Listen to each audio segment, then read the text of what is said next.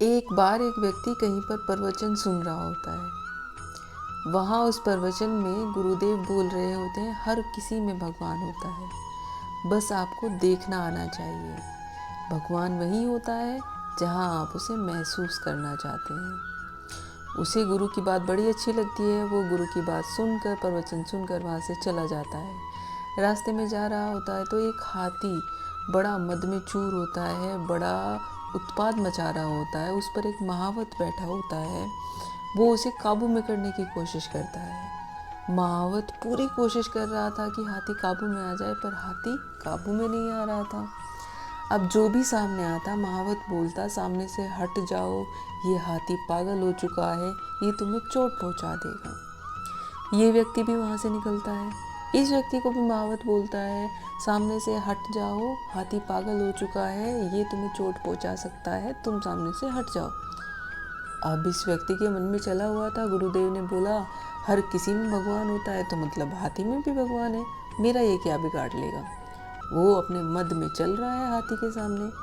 जैसे ही वो हाथी के सामने आता है, हाथी उसे अपनी सूंड में पकड़ता है और जोर से पटक देता है, पटक कर दूर फेंक देता है।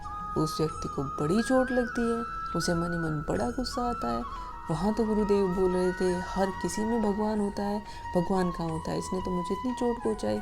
गुस्से में पहुँच जाता है गुरुदेव के पास, बोलता है गुरुदेव आपने तो बोला हर किसी में भगवान होता है, आप जहाँ देखना चाहो वहीं भगवान है, फिर हाथी ने मुझे ऐसे चोट क्यों पहुँचाई। गुरुदेव बोले क्या तुम्हें रास्ते में किसी ने मना किया कि हट जाओ, वो पागल है?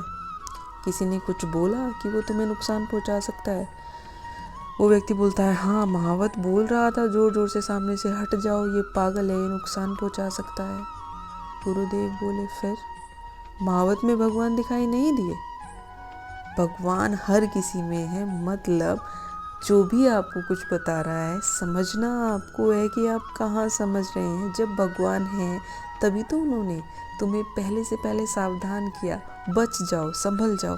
तुम नहीं संभले, तुमने वही किया जितना तुम्हारे मन ने तुमसे करने के लिए कहा। चीज़ें सुनी, अपने हिसाब से समझी और अपने हिसाब से उसका पालन किया। अगर उस बात का सही से पालन करते और महावत की बात मान लेते कि इसमें भगवान है, ये तुम्हें किसी मुसीबत से बचा रहा है, तो भला तुम मुसीबत से ना बचते क्या।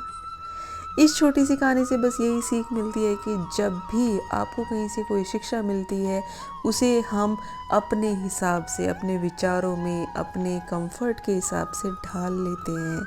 हम भूल जाते हैं उस शिक्षा का असली मतलब। इसलिए जब भी कोई ज्ञान आपको मिले, सोचे, समझे, परखे और तब उसका पालन करें। ज्ञान लेने का मतलब सिर्फ ये नहीं है आपने किसी की अच्छी बातें सुनी, हाँ हाँ सच कह रहा है, ये तो सही है, बस इतना नहीं होता है।